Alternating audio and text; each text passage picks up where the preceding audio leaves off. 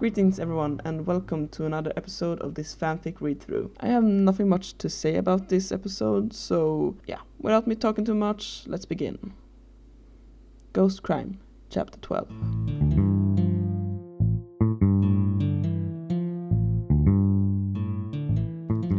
Even if Prentice believed Danny wasn't using drugs, she still didn't know where the boy had gone off to and never kept him out of sight after the conversation.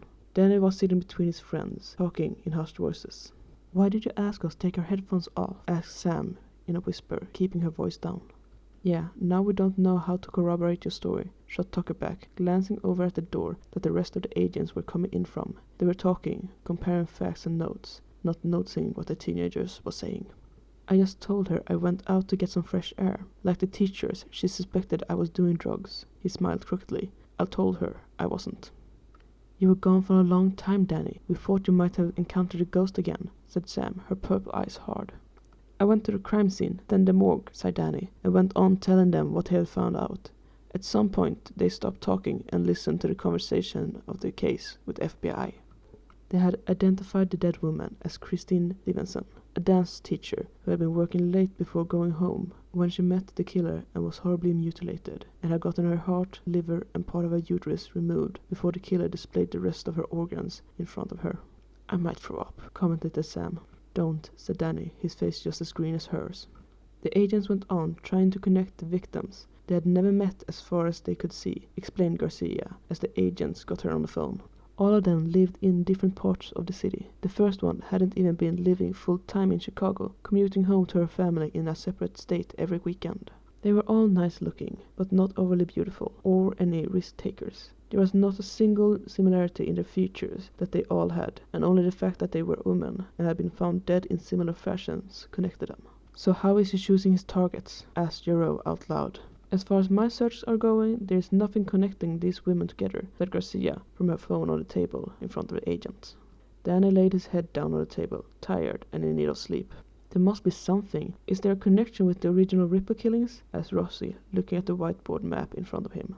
"I checked that. It's not a similar street name, nor a similar place, not even a similar town, to be honest," said Garcia, and Danny could hear her tapping her keys from the other end. "How about literally putting a map over the city and see if that gives you anything," said Sam, raising her voice, getting all the agents to turn their faces to her. "It's not that simple," began Lewis, but Tucker was already stepping onto the table.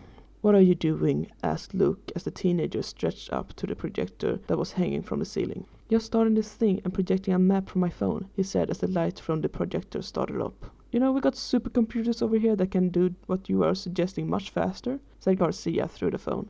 "I'm already doing it, sweetheart," said Tucker as a black and white map with red dots appeared on the whiteboard. Danny recognized the map as being one that Jazz had linked him. "Turn it counterclockwise and scale it down a bit," he said, lifting his head off the table. Tucker did, and the dots from the old London map overlapped perfectly with the ones of the killed women. "I'll be damned," said Rossi in surprise. "You have got to be kidding me," exclaimed Garcia from a phone. Clearly she had done the exact same thing as Tucker, but on a computer. "Garcia, can you give us the order of the Ripper's kills?" asked Jarreau, taking out a whiteboard marker. "Go with only the canonical 5, said Sam, and no one argued. "Just a tick," said Garcia, keys tapping. "Okay, we got the first one, Mary Ann Nichols, found in Books Row. It's the far right dot." That exact dot was connected to the first victim with a red line. Agent Jarreau drew a number 1 beside her picture. "Next," ordered Rossi as she'd done it. "Annie Chapman. She was found near a doorway in the backyard of 29 Hunbury Street, Spitalfields. It's the dot in the top," said Garcia, and everyone could see that this dot too was connected with a photo of one of the victims. Jarreau drew a number 2 beside the second victim's picture. "Next," he said again. "Elizabeth Stride, discovered in Dudleyfield's yard, in Berriner Street, now Herquest Street, bottom right dot." Danny shivered as he saw the line between the third victim, whom he had been too late to save, and the dot marking where she had been found, and he had fought the ghost. Agent Jarreau marked the photo with a 3. "Next," said Rossi, his voice low. "Next up is Catherine Edwards, found in Mitre Square in the city of London, 45 minutes after Strider's, bottom left dot."